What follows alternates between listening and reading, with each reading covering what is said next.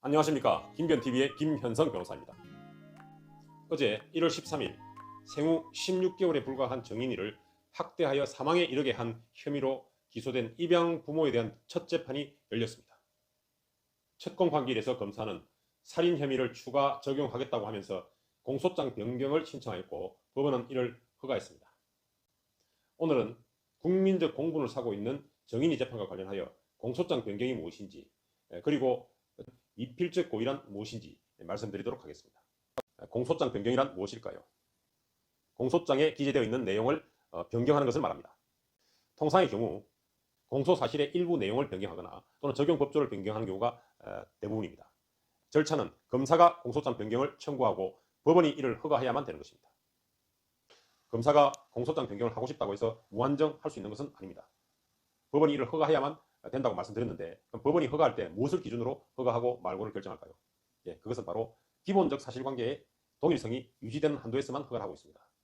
예를 들면 A가 B를 살해했는데 칼로 5번을 찔러서 살해했다 라고 공소사실에 기재되었다고 칩시다. 이것을 A가 B를 살해했는데 칼로 5번이 아니고 6번을 찔러서 살해했다 라고 변경해달라고 신청하게 되면 이것은 기본적인 사실관계와 동일합니다. 그래서 공소장 변경이 허용될 가능성이 높고요. 이를테면 A가 B를 살해했는데 칼로 찌른 것이 아니고 독약을 물에 타서 마시게 하여 살해했다 라고 변경해달라고 신청하게 되면 이것은 변경이 안 될 가능성이 높습니다. 왜냐하면 기본적인 사실관계가 동일하지 않습니다. 칼로 사람을 죽인 것과 독약을 물에 타서 마시게 한 것은 살해 방법이 전혀 다르기 때문에 이것은 기본적 사실관계가 동일하다고 볼 수가 없습니다. 이럴 때는 공소장 변경이 허용되지 않는다고 봐야 할 것입니다. 이 공소장 변경을 허용함에 있어서 기본적 사실관계가 동일해야 된다고 하는 이유가 무엇일까요? 그것은 바로 피고인의 방어권 보장을 위해서 그렇게 되어 있는 것입니다. 검사가 공소장 변경을 신청하면서 살인 혐의를 추가로 적용해달라고 신청했다고 하죠. 여기서 주의적 공소사실, 예비적 공소사실이라는 말이 나옵니다. 검사는 주의적 공소사실로 살인 혐의를 그리고 예비적 공소사실로 아동 학대 치사 혐의를 적용해달라고 공소장 변경을 신청했고 이를 허가했습니다. 주의적 공소사실과 예비적 공소사실의 관계는 주의적 공소사실에 대해서 먼저 판단하고 이것이 무죄라고 판단되는 경우에 한해서 예비적 공소사실을 판단해달라는 취지입니다. 즉 검사는 주의적 공소사실인 살인 혐의에 대해서 먼저 판단을 구하고 만약 살인 혐의가 무죄로 인정될 경우에 그때 한해서 예비적 공소사실인 아동학대 치사 혐의에 대해서 유무죄를 판단해달라는 취지입니다. 그래서 주의적 공소사실인 살인 혐의가 유죄로 판단이 된다면 예비적 공소사실인 아동학대 치사 혐의는 판단할 필요가 없겠죠. 그래서 주의적 공소사실과 예비적 공소사실은 그 판단의 순서가 정해져 있는 것입니다. 자, 그러면 검사가 왜 주의적 공소사실로 살인 혐의를 예비적 공소사실로 아동학대 치사 혐의를 적용해달라고 공소장 변경을 하였을까요?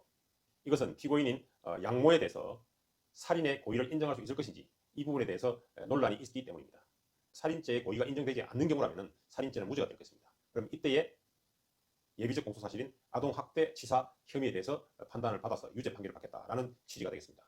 일반적으로 범죄가 성립하기 위해서는 구성요건 해당성이 인정되어야 하는 것입니다. 자, 살인죄를 예로 들어보겠습니다. 자, 살인죄가 인정되기 위해서는 기본적으로 살해 행위가 있어야 되겠죠. 그 방법은 불문합니다만 살해 행위가 있어야 될 것이고 그 다음 사망의 결과가 있어야 될 것이고 그리고 살해 행위와 사망의 결과 사이에 인과관계가 존재해야 되는 것입니다. 예를 들면 그 살해 행위로 인해서 사망의 결과가 발생했다라는 것이 인정되어야 되는 것입니다. 자, 이렇게 살해 행위 그리고 사망의 결과 그리고 인과관계 이런 부분들을 객관적인 요소라고 한다면 주관적인 요소를 필요로 합니다. 그것이 바로 살인의 고의입니다. 그래서 고의가 인정되어야 하는데 고의의 종류에는 확정적 고의와 미필적 고의가 있다고 할 수 있습니다. 자, 고의를 쪼개어 본다면 인식과 의사로 구분할 수 있습니다. 사람을 칼로 복부를 찔렀을 때 죽을 수도 있다라는 것을 인식하는 것 이것이 바로 인식이고 그럼에도 불구하고 계속 칼을 찌르는 것 이것이 바로 의사인 것입니다. 그래서 처음부터 살인을 하기 위해서 한 행동이라면 찌르는 행위로 죽일 수 있다는 것, 죽을 수 있다는 것을 인식했을 것이고 그리고 또한 그럼에도 불구하고 죽이기 위해서 했기 때문에 의지도 있는 것이죠. 의사가 있는 것입니다. 그래서 이것은 확정적 고의가 되는 것입니다. 이것이 통상적인 살인죄 형태인 것입니다. 그러나 이때 인식은 인정이 되는데 의사가 좀 약한 경우가 있겠죠. 이것이 바로 미필적 고의입니다. 예를 칼로 사람을 찔렀을 때 사람이 사망할 수도 있다라는 사실을 인식하면서도 그래도 할 수 없다. 그래도 감수하겠다. 라고 생각하면서 그것을 용인하거나 또는 그것을 감수하거나 했을 때 미필적 고의가 인정된다고 볼 수 있습니다. 약하지만 의사가 있었다고 볼 수 있고요. 그러나 칼로 사람을 찔렀을 때 죽을 수도 있다라는 사실을 인식하면서도 그럴 리가 없지. 그렇지 않을 거야. 라고 하면서 회피하고자 하는 마음이 있었다면 그것은 의사가 인정되지 않습니다. 그래서 살인의 고의가 전체적으로 인정되지 않는다고 볼 수 있겠습니다. 그래서 이때는 살인의 고의가 있는 것이 아니고 상해의 고의가 있고, 그래서 만약에 사람이 죽었다면 치사가 되겠죠. 그래서 상해, 치사가 된다고 볼 수 있습니다. 그래서 이렇게 살인죄로 갈 것이냐 아니면 상해죄로 갈 것이냐, 이 큰 가르마를 타는 것이 바로 고의인 것입니다. 물론 지금 말씀드린 부분들은 이론적인 부분입니다. 그래서 이것을 사실은 내심의 의사이기 때문에 확인할 길이 없죠. 그래서 주변에 있는 정황들을 통해서 그 내심의 의사를 평가하여 판단할 수밖에 없을 것입니다. 이 정도라면 일반인이, 평균적인 일반인들이 생각했을 때 충분히 의사를 가지고 있었다. 그래서 통상적으로 칼을 들고서 복부를 찔렀을 때는 살인의 의사가 있는 것으로 보통 평가를 할 수밖에 없게 됩니다. 그때는 살인의 고의가 있는 것입니다. 만약에 칼을 들고 사람의 복부가 아닌 사람의 다리를 찔렀다, 이럴 때는 다리를 찔러서는 보통 사망한다라는 생각을 할 수가 없겠죠. 그래서 이럴 때는 살인의 고의가 아니라 상해의 고의가 있다라고 판단할 수 있을 것입니다. 자, 살인죄와 아동학대 치사죄와의 차이점이 뭐가 있을까요?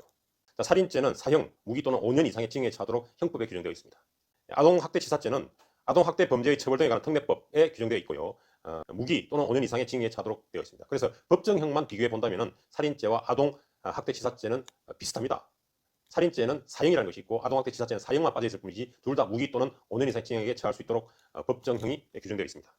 그러나 대법원 양형위원회가 정하고 있는 양형 기준에 따른다면 이 살인죄와 아동학대 치사죄는 크게 차이가 날 수가 있습니다. 자, 살인죄의 경우에는 이제 기본 형량이 바로 10년에서 16년의 징역형이고요. 그리고 아동학대 치사죄의 경우에는 기본 양형이 4년에서 7년으로 양형 기준이 정해져 있습니다. 그래서 살인죄가 적용돼서 살인죄의 유죄 판결이 날 경우에는 형량이 확실히 높아질 것입니다. 그런데 또 이 사건의 경우에는 국민적 공분을 사고 있고 또 전혀 반항할 수도 없는 16개월밖에 되지 않은 아이를 살해했기 때문에 만약에 살인죄가 인정된다고 한다면 20년 이상 또는 무기징역 또는 사형까지도 선고될 가능성이 없지 않다라고 보입니다. 물론 이에 대해서 피고인인 양모 측에서는 실수로 아이를 떨어뜨려서 아이가 의자에 부딪혀서 죽었다라고 지금 변명하면서 사실은 살인의 고의를 부인하고 있죠. 그렇기 때문에 실제 앞으로 공판이 진행되면서는 이 살인의 고의에 대한 다툼이 매우 치열할 것으로 예상이 됩니다. 아울러서 이 살인죄라고 하는 것은 범행 방법이 매우 중요합니다. 그런데 이 범행 방법을 사실은 특정하기 매우 곤란합니다. 검사 입장에서. 대부분의 범행이 집안에서 이루어졌기 때문에 CCTV가 있는 것도 아니고, 또한 본인이 자백하지 않고 또는 증인이 있어서 그 부분을 진술해주지 않는다면 살해 방법을 특정하는 것이 쉽지 않아 보입니다. 그래서 이 부분도 공판 과정에서는 매우 큰 다툼이 있을 것으로 보입니다.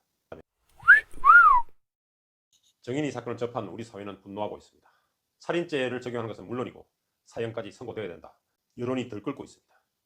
한 사회가 얼마나 성숙된 사회인지, 얼마나 안정된 사회인지 여부는 그 사회의 최약자라고 할 수 있는, 즉 스스로 방어 능력이 없는 어린아이나 장애인에 대해서 어떠한 태도를 견지하고 있는지, 어떠한 처우를 하고 있는지, 얼마나 감수성을 가지고 있는지, 이러한 것들이 중요한 척도가 될 수 있습니다. 그런 의미에서 우리 사회는 아직까지 그렇게 성숙된 사회라고 보기는 어려울지도 모르겠습니다. 이번 사건을 계기로 우리 스스로를 돌아볼 수 있는 기회가 되었으면 좋겠습니다. 오늘은 여기까지 하겠습니다. 지금까지 김현성 변호사였습니다. 감사합니다.